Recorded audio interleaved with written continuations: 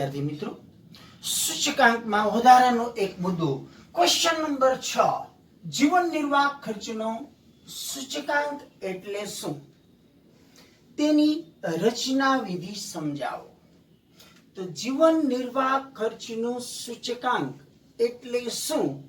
તો કે સમાજના કોઈ એક વર્ગના લોકોના કોઈ નિશ્ચિત સમયે જીવન નિર્વાહ ખર્ચમાં આધાર વર્ષની સરખામણીએ ચાલુ વર્ષે થતો સાપેક્ષ ટકાવારી ફેરફાર દર્શાવતો જે આંક છે એ જીવન નિર્વાહ ખર્ચનો સૂચકાંક છે. ટૂંકું ને ટચ જીવન નિર્વાહ ખર્ચમાં જે ફેરફાર થાય છે ને એ ટકાવારી ફેરફાર થાય છે ને એ દર્શાવતો આંક જીવન નિર્વાહ ખર્ચનો સૂચકાંક છે. હવે જીવન નિર્વાહ ખર્ચનો સૂચકાંક વ્યવહારમાં કેવી રીતે રચવામાં આવે છે, એટલે કે કેવી રીતે તૈયાર કરવામાં આવે છે, એની તૈયાર કરવા માટે કઈ પ્રોસેસ અનુસરવામાં આવે છે, કયા તબક્કાઓમાંથી પસાર થવું પડે છે, એ આપણે સમજવાનું છે. તો આમ સમાજના કોઈ એક વર્ગના લોકો માટે કોઈ નિશ્ચિત સમયે જીવન નિર્વાહ ખર્ચમાં આધાર વર્ષની સરખામણીએ ચાલુ વર્ષે થતો સાપેક્ષ ટકાવારી ફેરફાર દર્શાવતો આંક જીવન નિર્વાહ ખર્ચનો સૂચકાંક કેવી રીતે રચવામાં આવે છે એની વાત કરીએ. તો એની રચના માટેના તબક્કાઓ આવા. જીવન નિર્વાહ ખર્ચના સૂચકાંકની રચના વિધિ. તો સૌ પ્રથમ તો જીવન નિર્વાહ ખર્ચની સૂચકાંકની રચના વિધિમાં હેતુ એટલે કે હેતુ સ્પષ્ટ હોવો જોઈએ મારો ભાઈ. કારણ કે કોઈ પણ જગ્યાએ તમે જવા માંગો છો તો ક્યાં જવા માંગો છો એ પહેલા નિશ્ચિત હોવું જોઈએ. એવી જ રીતે આપણે એક હેતુ નક્કી કરવાનો હોય કે સમાજના કયા વર્ગના લોકો માટે જીવન નિર્વાહ ખર્ચનો સૂચકાંક રચવા માંગીએ છીએ. હેતુમાં શું નક્કી કરવાનું? તો કે સમાજના કયા વર્ગના લોકો માટે જીવન નિર્વાહ ખર્ચનો સૂચકાંક રચવા માંગીએ છીએ.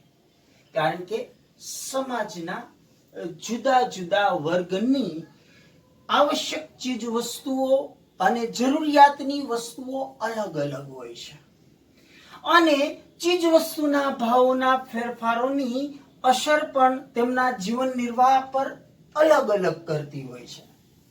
તો આમ વપરાશી વસ્તુઓ અલગ હોય અને જીવન નિર્વાહ ખર્ચ પર થતી અસર પણ અલગ હોય. તો પહેલા હેતુમાં એ સ્પષ્ટ કરવું જોઈએ કે સમાજના કયા વર્ગના લોકો માટે જીવન નિર્વાહ ખર્ચનો સૂચકાંક રચવા માંગીએ છીએ. દાખલા તરીકે સમાજનો એક વર્ગ છે કામદાર વર્ગ અને એક વર્ગ છે તવંગર વર્ગ. તો અનાજનો ભાવ વધારો એ કામદાર વર્ગના જીવન નિર્વાહ ખર્ચ પર વધુ અસર કરે છે, જ્યારે અનાજનો ભાવ વધારો તવંગર વર્ગના સમાજ પર એ ઓછી અસર કરે છે.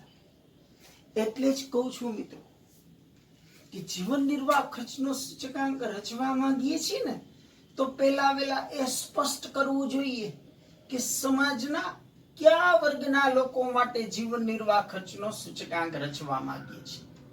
સમાજના જુદા જુદા તવંગર વર્ગ, મધ્યમ વર્ગ અને ગરીબ વર્ગની જરૂરિયાતો અલગ અલગ હોય છે.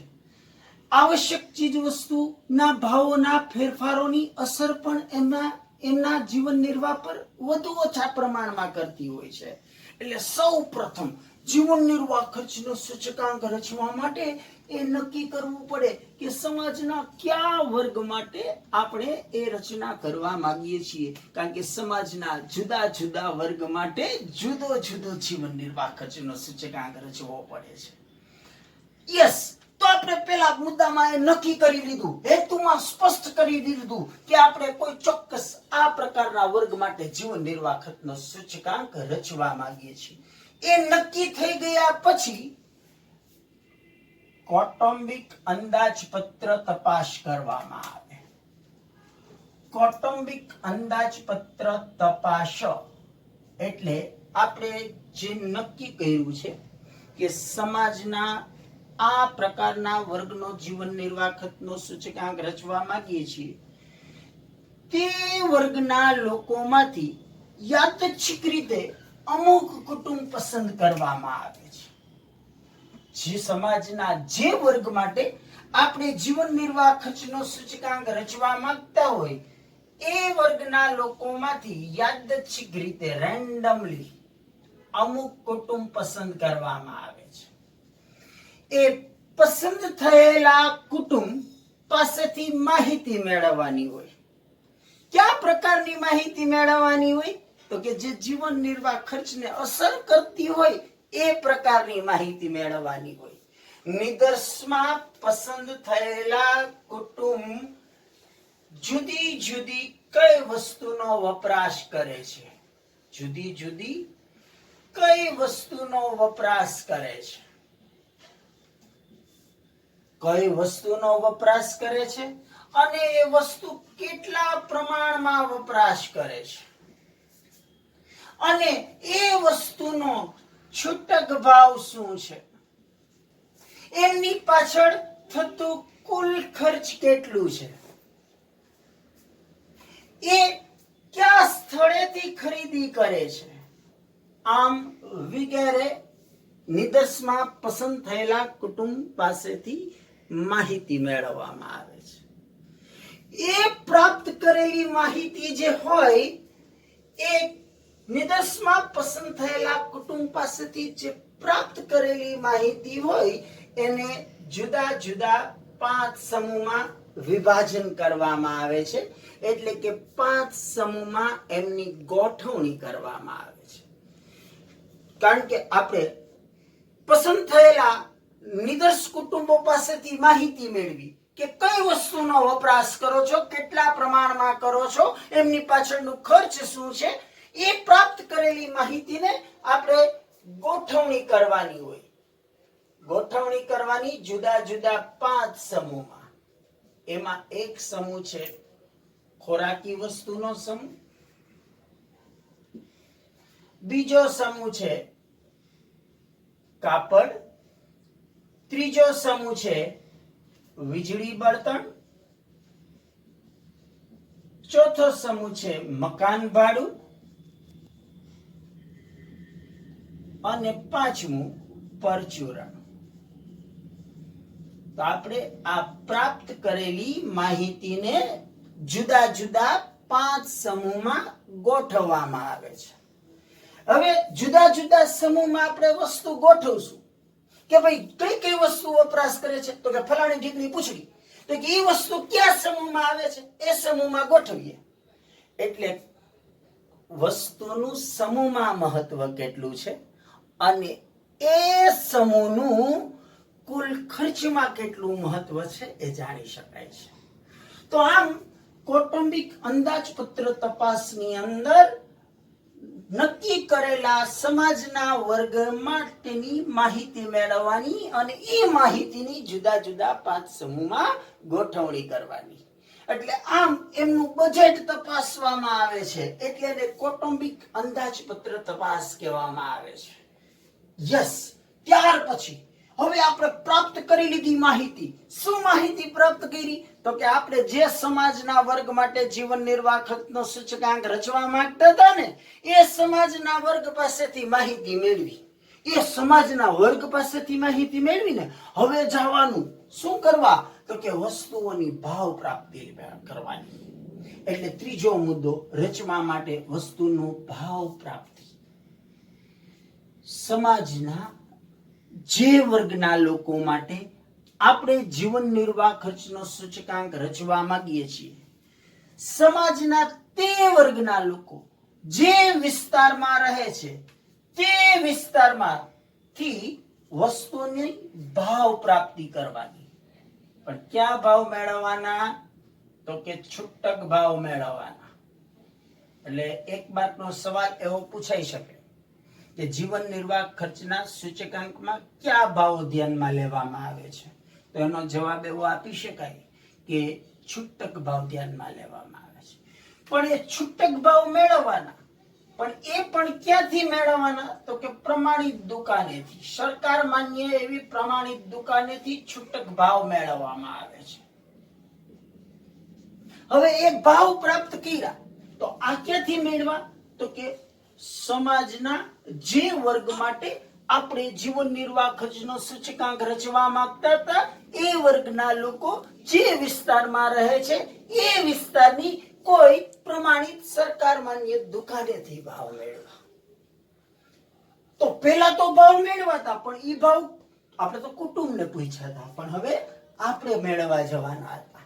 એટલે આ વસ્તુની ભાવ પ્રાપ્તિ થઈ ગઈ. ત્યાર પછી વાત આવે આધાર વર્ષની.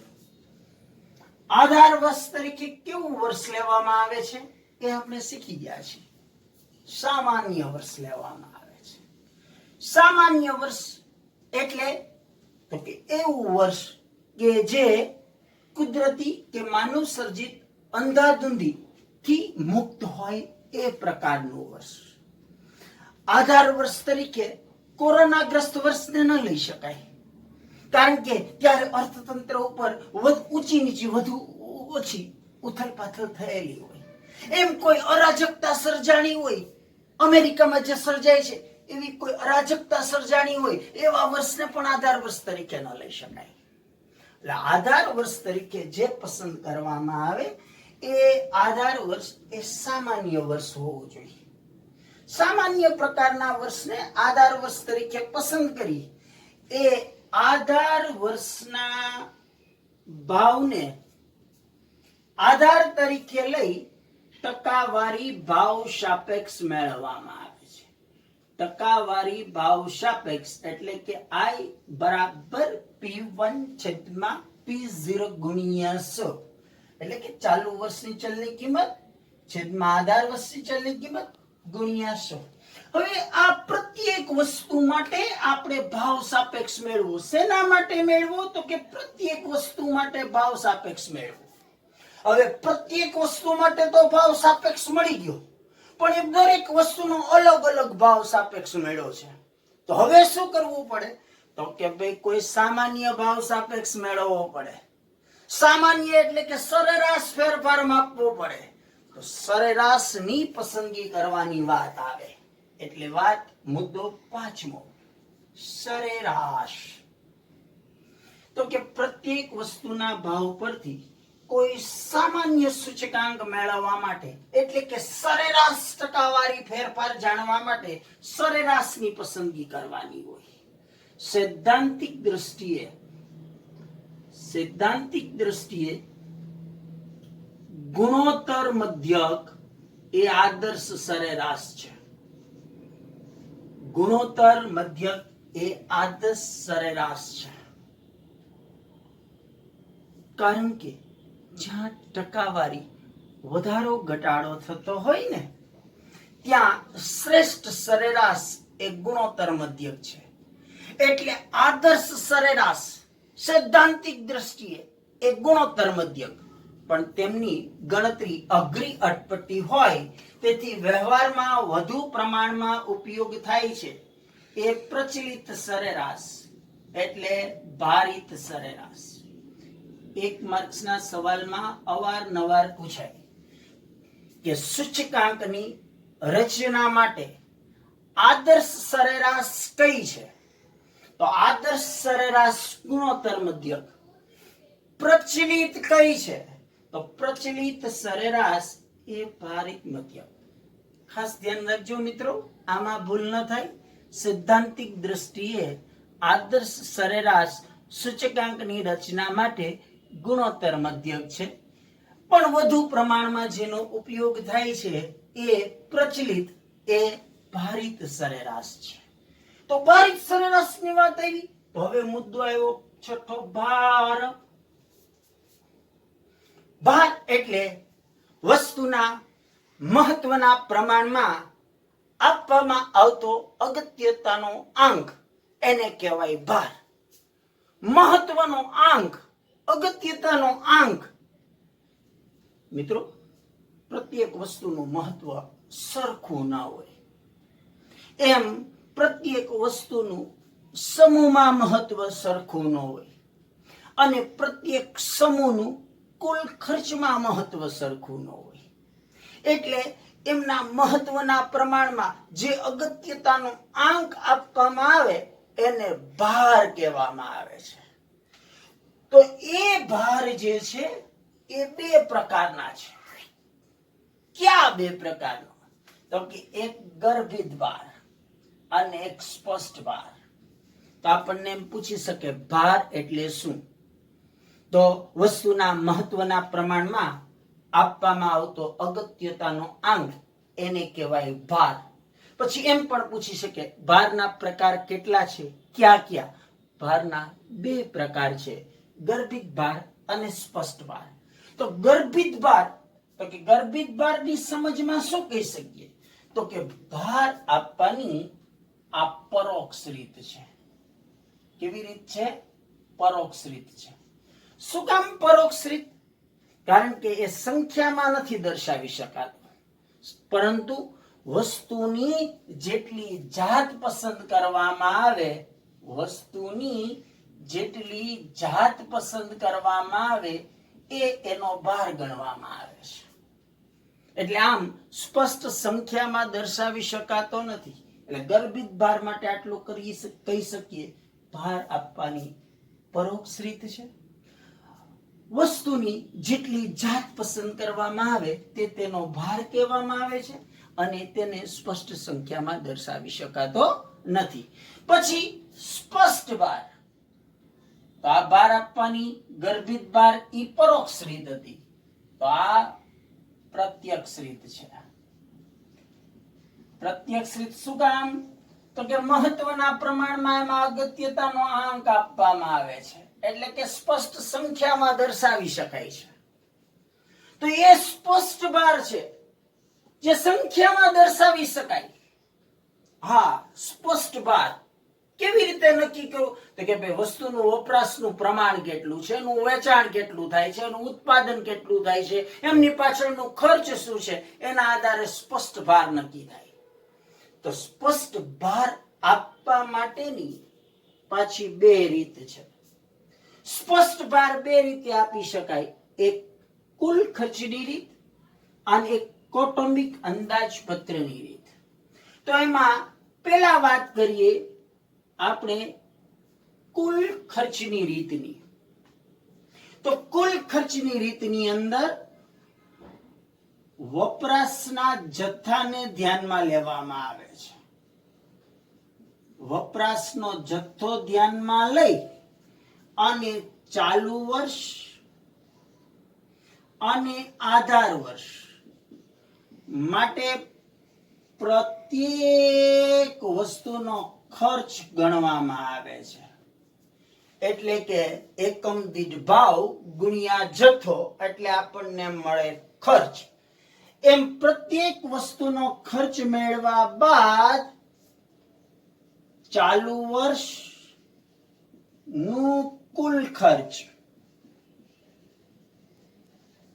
અને આધાર વર્ષનું કુલ ખર્ચ મેળવવામાં આવે છે. તો આમ ચાલુ વર્ષનો કુલ ખર્ચ અને આધાર વર્ષનો કુલ ખર્ચ નો ટકાવારી ગુણોત્તર એટલે કુલ ખર્ચની રીતે સૂચકાંક એમ પણ કહી શકીએ. પણ એમાં વપરાશના જથ્થાને ધ્યાનમાં લેવામાં આવે છે ને.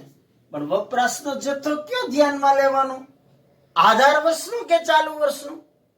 તો કે જો આધાર વર્ષનો જથ્થો ધ્યાનમાં લેવામાં આવે, આધાર વર્ષનો જથ્થો ધ્યાનમાં લેવામાં આવે, આધાર વર્ષનો જથ્થો જો ધ્યાનમાં લેવામાં આવે તો કુલ ખર્ચની રીતે સૂચકાંક, કુલ ખર્ચની રીતે સૂચકાંક કેમ મળે? તો કે આમ મળે, ચાલુ વર્ષનો કુલ ખર્ચ છેદમાં આધાર વર્ષનો કુલ ખર્ચ એને ગુણ્યા 100. એટલે કે ચાલુ વર્ષનો કુલ ખર્ચ અને આધાર વર્ષના કુલ ખર્ચનો ટકાવારી ગુણોત્તર.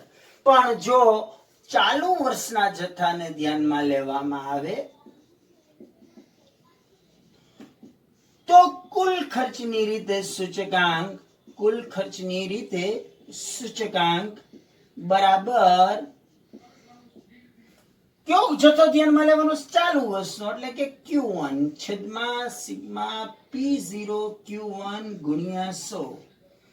તો આમ આધાર વર્ષના જથ્થાને ધ્યાનમાં લઈ તો કુલ ખર્ચની રીતે સૂચકાંક જે મળે એ લાસ્ટ યરનો, અને ચાલુ વર્ષના જથ્થાને ધ્યાનમાં લઈએ તો કુલ ખર્ચની રીતે સૂચકાંક મળે એ પાસેનો સૂચકાંક મેળવો કહેવાય. હવે એમ તો સ્પષ્ટ ભાર આપવાની બે રીત ને, એક કુલ ખર્ચની રીત હતી, બીજી છે કૌટુંબિક અંદાજપત્રની રીત. આમાં સૌ પ્રથમ પ્રત્યેક વસ્તુ માટે ટકાવારી ભાવ સાપેક્ષ મેળવવામાં આવે છે, એટલે કે ભાવાંક મેળવવામાં આવે છે. ભાવાંક મેળવ્યા બાદ આધાર વર્ષનું કુલ ખર્ચ એ ભાર તરીકે લેવામાં આવે છે. આધાર વર્ષનો ભાવ ગુણ્યા આધાર વર્ષનો જથ્થો, એટલે આધાર વર્ષનું કુલ ખર્ચ એ ભાર તરીકે લેવામાં આવે છે. અને ત્યારબાદ એની ભારિત સરેરાશ મેળવવામાં આવે છે, એટલે કૌટુંબિક અંદાજપત્રની રીતે સૂચકાંક એટલે સિગ્મા IW છેદમાં સિગ્મા W. એને જો સેજ આગળ જોજો, સિગ્મા I એટલે શું? તો કે P1 છેદમાં P0 ગુણ્યા 100. પણ W એટલે શું? તો કે W એટલે P0 Q0 અને એના છેદમાં સિગ્મા P0 Q0, W એટલે P0 Q0, આધાર વર્ષનું કુલ ખર્ચ. હવે તો કે અહીંયા જો P0 ગુજરી ગયા તો વધ્યું શું? તો કે સિગ્મા P1 Q0 છેદમાં સિગ્મા P0 Q0 ગુણ્યા 100. જો મિત્રો આ કયું સૂત્ર આવ્યું? લાસ્ટ યર નું આવ્યું. એટલે એનો મતલબ એમ થયો કૌટુંબિક અંદાજપત્રની રીતે સૂચકાંકનો જે જવાબ મળે ને એ જ જવાબ લાસ્ટ યર ની રીતે મળતો સૂચકાંક છે. તો આમ જીવન નિર્વાહ ખર્ચનો સૂચકાંક રચવામાં આવે છે. તેની પછી હાઇલાઇટ. સૌ પ્રથમ શું કરવાનું? હેતુ નક્કી કરવાનો. હેતુમાં શું નક્કી કરવાનું? કયા વર્ગ માટે આપણે જીવન નિર્વાહ ખર્ચનો સૂચકાંક રચવા માંગીએ છીએ.